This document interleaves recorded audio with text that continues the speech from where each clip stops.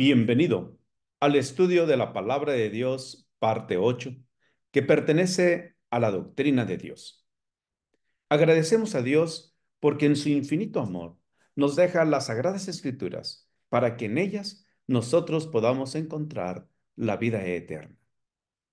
Hoy vamos a ver el tema, la exactitud de las Escrituras. Tal como Jesús fue hecho carne y habitó entre nosotros, Juan 1:14, para que pudiéramos comprender la verdad, la Biblia nos fue proporcionada en el lenguaje humano. La inspiración de las Escrituras garantiza su veracidad.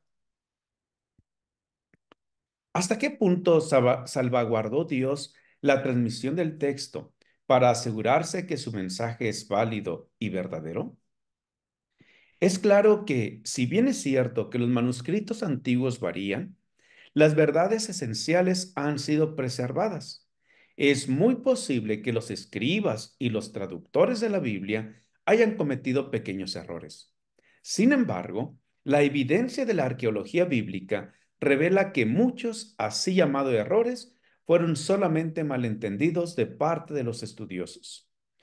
Algunos Algunas de estas dificultades se levantaron porque la gente estaba leyendo la historia y las costumbres bíblicas desde un punto de vista occidental. Debemos admitir que la capacidad humana de penetrar en las operaciones divinas es limitada. De modo que las discrepancias que se perciban no debieran despertar dudas acerca de las escrituras. A menudo son producto de nuestras percepciones inexactas más bien que errores. ¿Está Dios a prueba cuando hay algún texto o frase que no podemos entender completamente? Quizá nunca podremos explicar cada texto de la Escritura, pero no es necesario. Las profecías que se han cumplido verifican su veracidad. A pesar de los intentos de destruirla, la exactitud de la Biblia ha sido preservada en forma increíble y hasta milagrosa. La comparación de los rollos del Mar Muerto con los manuscritos posteriores del Antiguo Testamento demuestra el cuidado con que se ha transmitido. Confirman la veracidad y confianza de las Escrituras como una revelación infalible de la voluntad de Dios.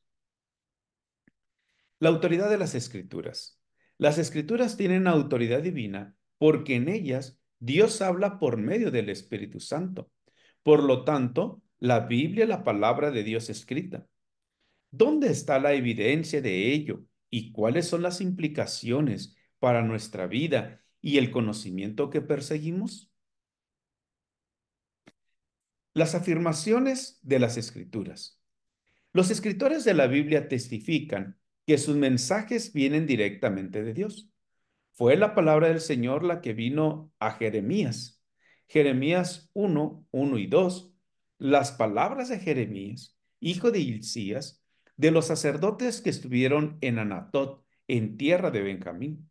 Palabra de Jehová que le vino en los días de Josías, hijo de Amón, rey de Judá, en el año 13º de su reinado. Ezequiel, capítulo 1, versículo 3. Vino palabra de Jehová al sacerdote Ezequiel, hijo de Buzi, en la tierra de los caldeos, junto al río Quebar. Vino allí sobre él la mano de Jehová. Oseas, Oseas 1:1. Palabra de Jehová que vino a Oseas, hijo de Beeri, en días de Usías, Jotam, Acaz y Ezequías, reyes de Judá, y en días de Jeroboam, hijo de Joás, rey de Israel. Joel, palabra de Jehová, de Jehová que vino a Joel, hijo de Petuel. Jonás, vino palabra de Jehová a Jonás, hijo de Amitai, diciendo. Y nos damos cuenta que aquí los profetas presentan que el mensaje que ellos presentaron al pueblo fue un mensaje que vino directamente de Dios. Como mensajeros del Señor, en Ageo capítulo 1:13, entonces Ageo, enviado de Jehová, habló por mandato de Jehová al pueblo diciendo, yo estoy con vosotros, dice Jehová. Aquí presenta el Señor que también tuvo mensajeros. Ahora vamos a ver Segunda de Crónicas, capítulo 36, versículo 15 al 16. Y Jehová, el Dios de sus padres, envió constantemente palabra a ellos por medio de sus mensajeros, porque él tenía misericordia de su pueblo y de su habitación. Mas ellos hacían escarnio de los mensajeros de Dios y menospreciaban sus palabras, burlándose de sus profetas, hasta que subió la ira de Jehová contra su pueblo y no hubo ya remedio. El versículo 15 nos muestra cuán grande es el amor de Dios, enviando constantemente mensajeros con un mensaje especial para el pueblo. Pero el versículo 16 muestra cómo el pueblo recibió esos mensajeros. Mas ellos hacían escarnio de los mensajeros de Dios y menospreciaban sus palabras, burlándose de sus profetas. Yo te hago una pregunta, querido amigo. ¿Cómo estás recibiendo a los mensajeros del Señor? Los mensajeros del Señor están escritos, sus escritos están en la Biblia, pero también el Espíritu de profecía. ¿Cómo estás aceptando el Espíritu de profecía? Pero también están tus pastores. ¿Cómo los estás aceptando? ¿Cómo los estás recibiendo? Pero también están los ancianos, los líderes de nuestra iglesia. ¿Cómo estás recibiendo el mensaje y al mensajero que Dios te envía? Los profetas de Dios fueron instruidos para que hablaran en el nombre de Jehová, diciendo, así dice Jehová. Ezequiel capítulo 2, versículo 4. Yo pues te envío a hijos de duro rostro y de empedernido corazón, y les dirás, así ha dicho Jehová el Señor. Qué interesante que Dios mismo le explica al profeta Ezequiel, ¿a quién lo va a enviar? Un pueblo de duro rostro y de empedernido corazón. ¿Será que nosotros también somos de empedernido corazón? ¿Será que nosotros hoy, que tú, que yo, soy duro para recibir el mensaje de Dios? Sus palabras constituyen sus credenciales y autoridad divinas. El profeta venía con la autoridad divina porque esa se la había dado Dios. ¿Cómo está recibiendo al profeta? ¿Cómo está recibiendo el mensaje de Dios hoy? ¿Cómo está recibiendo al mensajero de Dios hoy? A veces, el agente humano que Dios usa queda en el trasfondo. Mateo menciona la autoridad que respaldaba al profeta del Antiguo Testamento, que él cita con las palabras. Todo esto aconteció para que se cumpliese lo dicho por el Señor por medio del profeta. Mateo 1:22. Se presenta al Señor como el agente directo, como la autoridad. El profeta es el agente indirecto. Y si tú eres mensajero hoy, tú eres el agente indirecto. El que debe ser la autoridad, el que es el agente directo, es Cristo Jesús.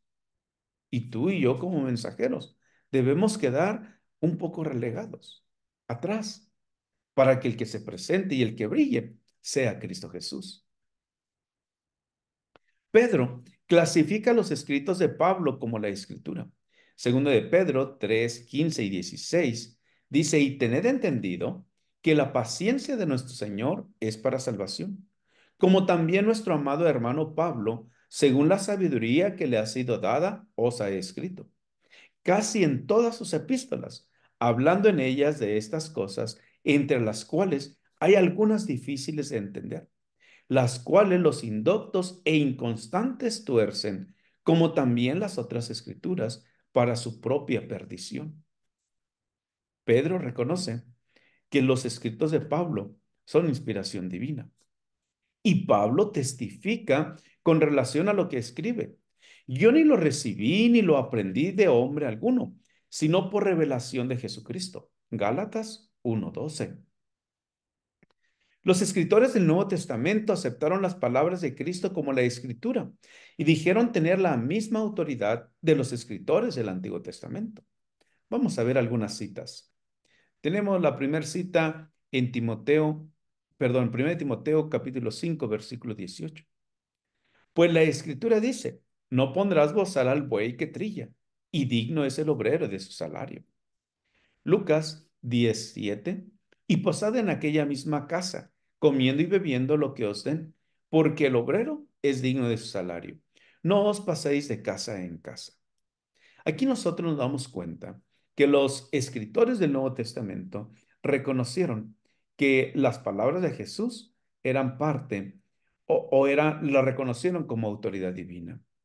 Así que, querido amigo, querido hermano, yo te invito hoy para que aceptes con gozo el mensaje que Dios te da hoy, por medio de la Biblia, por medio del Espíritu de Profecía, por medio de tu pastor, por medio de tu líder de iglesia. Y acepta al mensajero también con gozo y con amor, como el mensajero enviado por Dios. Jehová te bendiga y te guarde. Él haga resplandecer su rostro sobre ti y tenga de ti misericordia. Te espero en el siguiente capítulo.